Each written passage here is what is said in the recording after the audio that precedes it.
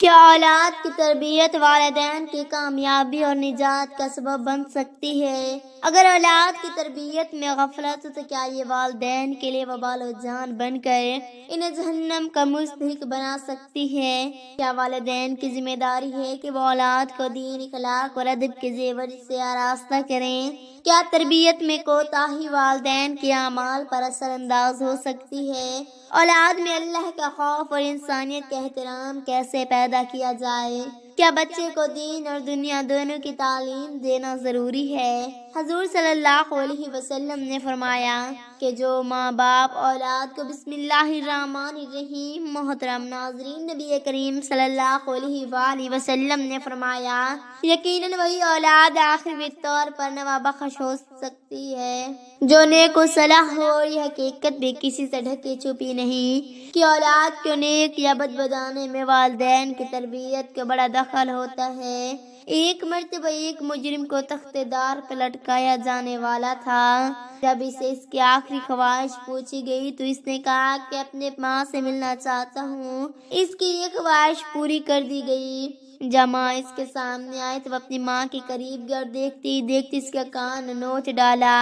وہاں پر موجود لوگوں نے اسے سرزنش کی کہ نامعقول کہ ابھی تک تو پھانسی کی سزا پانے والا ہے، تو نے یہ کیا حرکت کی ہے؟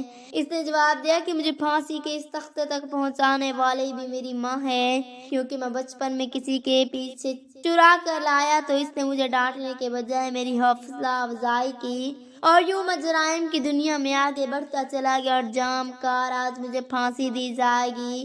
اس کے برعکس ماں کی نیک تربیت کی برکت پر مشتمل حکایات بھی ملاحظہ کیجیے۔ ایک قافلہ گیلان سے بغداد کی طرف رواں دواں تھا۔ جب یہ قافلہ ہمدان شہر سے روانہ ہوا تو جیسے جنگل شروع ہوا، ڈاکو کا ایک گروہ نمودار ہوا اور قافلہ والوں سے مال و اسباب لوٹنا شروع کر دیا۔ اس قافلے میں ایک نوجوان بھی تھا جس کی عمر 18 سال کے لگ بھگ تھی۔ ایک راہزن اس نوجوان کے پاس اور کہنے لگا، صاحبزادے تمہارے پاس بھی کچھ ہے؟ نوجوان بولا، میرے پاس 40 دینار ہیں جو کپڑوں میں سلے ہوئے ہیں۔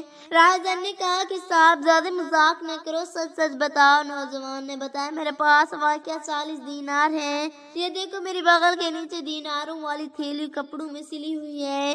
راہزن دیکھا تو حیران رہ گیا اور نوجوان کو اپنے سردار کے پاس لے گیا اور سارا واقعہ بیان کیا۔ سردار نے کہا، نوجوان کیا بات ہے؟ لوگ تو ڈاکو سے اپنی دولت چھپاتے ہیں مگر تم نے سختی کیے بغیر اپنی دولت ظاہر کر دی۔ نوجوان نے کہا کہ میری ماں نے گھر سے چلتے وقت مجھے نصیحت فرمائی تھی کہ بیٹا ہر حال میں سچ بولنا، بس میں اپنی والدہ کے ساتھ کیا ہوا وعدہ نبھا رہا ہوں۔ نوجوان کا یہ بیان تاثیر کا تیر بن کر ڈاکو کے سردار کے دل میں پیوست ہو گیا۔ اس کی آنکھوں سے آنسو کا دریا چھلکنے لگا۔ اس کا سویا ہوا مقدر جاگ اٹھا۔ وہ کہنے لگا، صاحبزادہ تم کس قدر خوش نصیب ہو کہ دولت لوٹنے کی پرواہ کیے بغیر اپنے والدہ کے ساتھ کیے ہوئے وعدے کو نبھا رہی ہو، اور میں کس قدر ظالم ہوں کہ اپنے خالق و مالک کے ساتھ کیے ہوئے وعدے کو پامال کر رہا ہوں اور مخلوق خدا کا دل دکھا رہا ہوں۔ یعنی کہنے کے بعد وہ ساتھ میں سفید سچے دل سے تائب ہو گیا اور لوٹا ہوا سارا مال واپس کر دیا۔ محترم ناظرین، موجودہ حالات میں اخلاقی قدروں کی پامالی کسی ڈھکی چھپی نہیں۔ نیکیاں کرنا بے حد دشوار اور ارتکاب گناہ بہت آسان چکا ہے۔ مسجدوں کی ویرانی، سینما گھروں اور ڈرامہ تھیٹروں کی رونق دین کا درد رکھنے والوں کو اٹھ اٹھ کر آنسو رلاتی ہے۔ ٹی وی، وی سی آر ڈش، انٹرنیٹ اور کیبل کا غلط استعمال کرنے والوں نے اپنی آنکھوں سے حیا دھو ڈالی ہے۔ تکمیل ضروریات اور حصول سہولیات جدوجہد نے انسان کو فکر و آخرت سے یکسر غافل کر دیا ہے۔ پہلی وجہ ہے دنیاوی شان و شوکت اور ظاہری آن بان مسلمانوں کے دلوں کو اپنا گرویدہ بنا چکی ہے، مگر افسوس اپنی قبر کو گلزار جنت بنانے کی تمنا دلوں میں کرتی۔ ان مسائل حالات کے ایک بڑا سبب والدین کے اپنی اولاد کی مدنی تربیت سے غافل ہونا بھی ہے۔ کیونکہ فرد سے افراد اور افراد سے معاشرہ بنتا۔ جب فرد کی تربیت صحیح غلوط پر نہیں ہوگی تو اس کے معجزے میں تشکیل پانے والا معاشرہ زبوں حالی سے کس طرح محفوظ رکھ سکتا ہے؟ جب والدین کا مقصد حیاتی حصول، دولت آرام طلبی، وقت گزارے اور عیش و پوشی بن جائے تو اپنی اولاد کی کیا تربیت کریں گے؟ تو جب تربیت اولاد کے بے اپنائی کے اثرات سامنے آتے ہیں تو یہ والدین ہر ناقص کے سامنے اپنی اولاد کے بگڑنے کام کا رونا روتے دکھائی دیتی ہیں۔ ایسے والدین کو غور کرنا چاہیے کہ اولاد کو اس حال تک پہنچانے میں ان کا کتنا ہاتھ ہے، کیونکہ انہوں نے اپنے بچوں کو ABC تو بولنا سکھایا مگر قرآن پڑھنا نہ سکھایا، مغربی تہذیب کے طور طریقے سمجھائے مگر رسول عربی صلی اللہ علیہ وسلم کی سنتیں نہ سکھائی ہیں۔ ایمان والو، اپنی جان اور اپنے گھر والوں کو اس آگ سے بچاؤ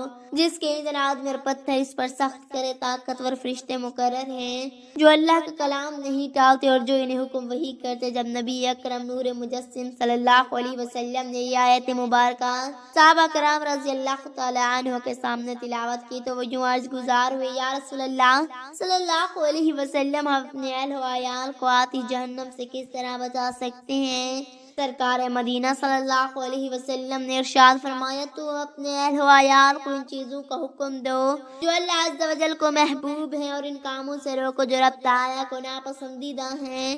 اگر ہم اسلامی اقتدار کے حامل معمول یعنی کہ خواہش مند ہیں تو ہمیں اپنی اصلاح کے ساتھ ساتھ اپنے بچوں کی مدنی تربیت بھی کرنی ہوگی، کیونکہ اگر ہم تربیت اولاد کی اہم ذمہ داری کو بوجھ تصور کر کے اس سے غفلت برت رہے ہیں اور بچوں کو ان خطرناک حالات میں آزاد چھوڑ دے تو نفس و شیطان انہیں اپنا اعلیٰ کار بنا لیں گے، جس کا نتیجہ یہ ہوگا کہ نفسانی خواہشات کی آندھیاں انہیں صحرائے آسیاں۔ جب بچوں کی مدنی تربیت نہیں ہوگی تو وہ معاشرے کا بگاڑ دور کرنے کے لیے کیا کردار ادا کر سکیں گے؟ جو خود ڈوب رہا ہو وہ دوسروں کو کیا بچائے گا؟ جو خود خواب غفلت میں ہو وہ دوسروں کو کیا بیدار کرے گا؟ جو خود پستیوں کی طرف منہ سفر ہو وہ کسی کو بلندی کا راستہ کیوں دکھائے گا؟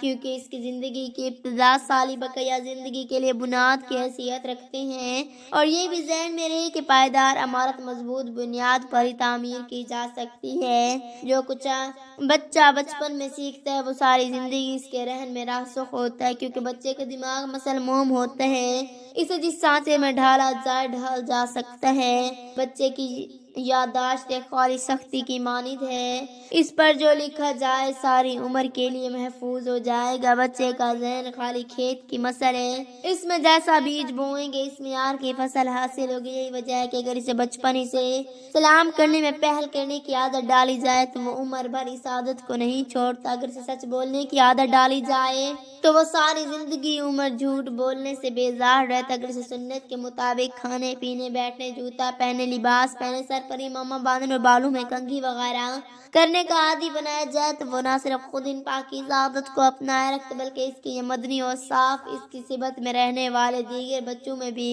منتقل ہونا شروع ہو جاتے ہیں۔ دعا ہے کہ اللہ رب العزت ہم تمام مسلمانوں کی اولاد کو نیک صالح والدین کا فرما بردار بنائے، آمین ثم آمین۔